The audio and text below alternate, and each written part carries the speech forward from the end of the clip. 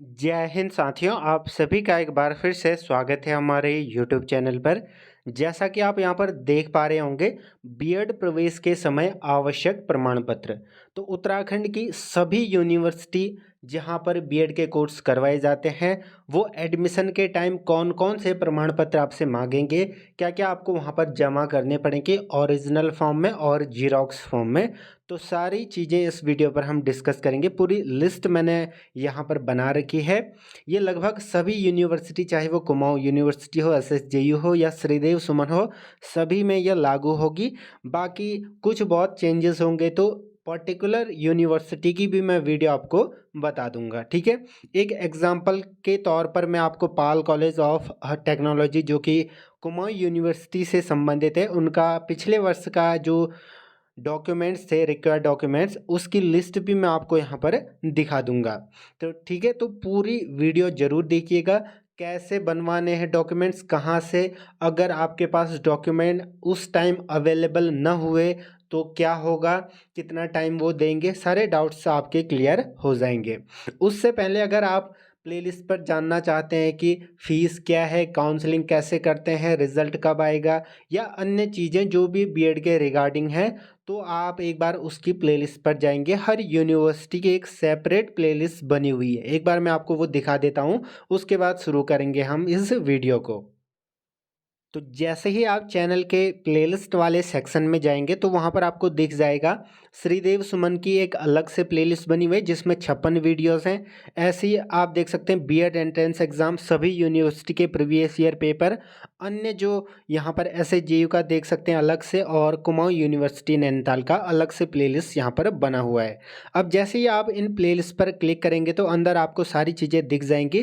Previous year paper solved, साथ में fees के रिगार्डिंग आप यहाँ पर देख सकते हैं, ठीक है। जैसे फ़ीस क्या होती है प्राइवेट में, ये सब वीडियोस भी यहाँ पर हैं, तो एक बार मैं आपको वो दिखा देता हूँ।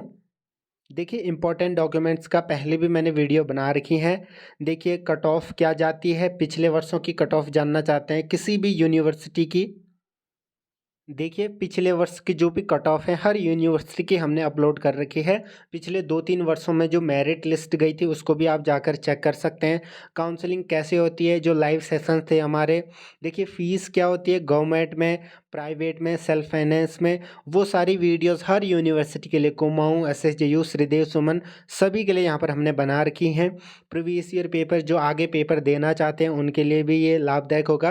बाकी आप देख सकते हैं, ठीक है, सारी वीडियोस हमने वहाँ पर बना रखी है। तो कौन सी यूनिवर्सिटी से आप बीएड करना चाहते हैं या कौन सी यूनिवर्सिटी के लिए क्या ज़रूरी है, सारी चीज़ें आपको वहाँ पर मिल जाएंगी। तो चलिए शुरू करते हैं आज की इस वीडियो को, बीएड इम्पॉर्टेंट डॉक्यूमेंट्स वाली।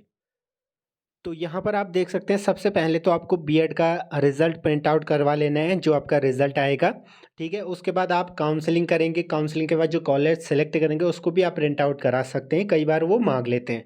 प्रवेश हेतु तो ऑनलाइन प्रमाण पत्र, ठीक है, तो ऑनलाइन प्रमाण पत्र, प्रवेश आवेदन पत्र, जो आपने प्रवेश के लिए आवेदन किया था उसको भी आप डाउनलोड कर लीजिएगा।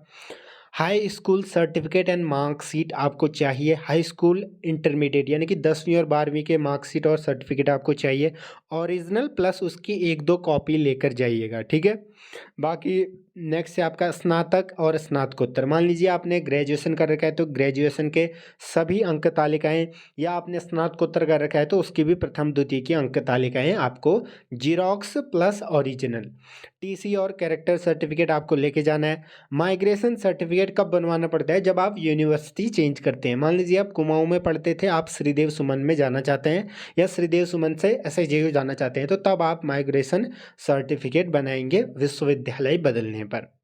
उसके बाद आप देख सकते हैं क्षैतिज एवं ऊर्ध्वाधर आरक्षण, जो भी आरक्षण के प्रमाण पत्र होते हैं, एससी, एसटी, ओबीसी, ईडब्ल्यूएस, तो वो आप यहाँ पर बनवा लीजिएगा।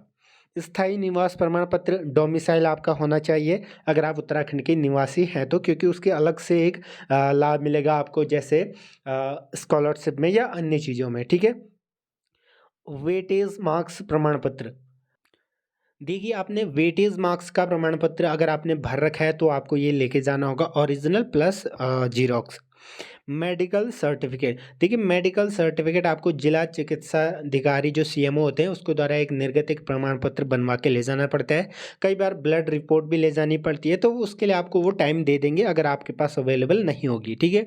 एक रैगिंग का आपको शपथ पत्र लेके जाना पड़ता है 10 रुपये के स्टाम्प के साथ में, तो वो आप तहसील से या कोर्ट से कहीं से भी उसको ले जा करके आप इसको भर सकते हैं, बनवा सकते हैं, ठीक है।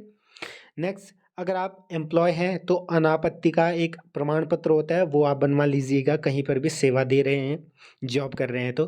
काउंसलिंग चालान, तो काउंसलिंग का जो आपका चालान होगा 500 700 जो भी आपकी फ़ीस होगी, फ़ीस रसीद उसी को कहते हैं चालान। और या आपका ऑनलाइन है तो उसको भी आप डाउनलोड करके उसकी ट्रांजैक्शन की जो प्रति है उसको प्रिंट आउट करवा के आप ले जाएंगे, ठीक है।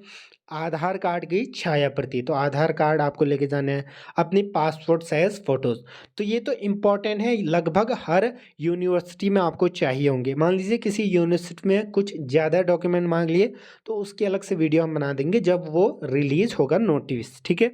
बाकी ये पिछले वर्ष का आपको मैं दिखा देता हूँ, कुमाऊँ यूनिवर्सिटी का एक प्राइवेट कॉलेज है, पाल कॉलेज ऑफ टेक्नोलॉजी, तो वहाँ पर देखिए अलॉटमेंट लेटर, बीएड एंट्रेंस की मार्कशीट जो रिजल्ट है, एफिडेविट ऑफ रैगिंग, ठीक है। तो रैगिंग का एक एफिडेविट जो शपथ पत्र उसी टाइप से, कैंडिडेट है वेटेज, तो वेटेज अगर है, फिर वो सारी चीज़ें जो मैंने आपको ऊपर बता दी, ठीक है। कई बार ये मांगते हैं, जैसा मैंने आपको बताया हेल्थ सर्टिफिकेट बाय सीएमओ, ये तो मैंने पहले बताया था।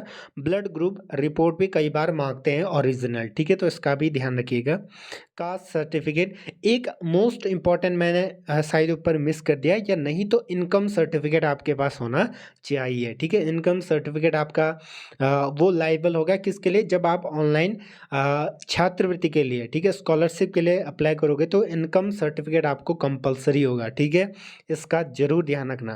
कास्ट सर्टिफिकेट, ठीक है, DD4, तो ये सारी चीज़ें आपको मांगेंगे लेकिन ज़रूरी नहीं है, ठीक है। कुछ चीज़ें अगर आपके पास नहीं अवेलेबल हैं उस टाइम पे तो क्या करेंगे, अगर उस टाइम पे अवेलेबल नहीं है तो वो टाइम दे देते हैं, ठीक है, कुछ दिन दे देंगे, बाकी वहीं पर ये सारी चीज़ें आपको हो जाती हैं। मान लीजिए कोई सर्टिफिकेट आपने ऑनलाइन बनवा रखा है या ऑनलाइन अप्लाई कर रखा है, उसको आने में टाइम है तो उसके लिए भी ये टाइम दे देंगे।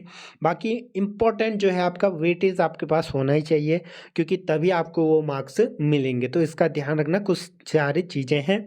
बाकी आय प्रमाण पत्र भी रिन्यू होना चाहिए, ठीक है, जैसे रिन्यू इन द सेंस 1 वर्ष के लिए आई थिंक वो वैलिड रहता है, तो आप नया बनवा लीजिएगा। तो अभी से बनवाएंगे तो काउंसलिंग का रिजल्ट आने के बाद आप सीधे एडमिशन ले लेंगे। तो ये इम्पॉर्टेंट डॉक्यूमेंट्स हैं जो इसके लिए आपको चाहिए होंगे। बाकी कुछ अन्य जो बदलाव होंगे जैसा कि मैंने बताया, उसका एक सेपरेट वीडियो हर यूनिवर्सिटी के लिए मैं आपको बता दूंगा। बाकी आप टेलीग्राम ग्रुप से जुड़ सकते हैं, वहाँ पर भी आपको अपडेट मिलते रहेगी, ठीक है। इस पीडीएफ को आप टेलीग्राम ग्रुप से डाउनलोड कर सकते हैं। बाकी चैनल से जुड़े रहें, यूकेपीएससी यूके की previous year solid paper, GK, सामान्य हिंदी, अन्य चीज़ों के लिए। धन्यवाद।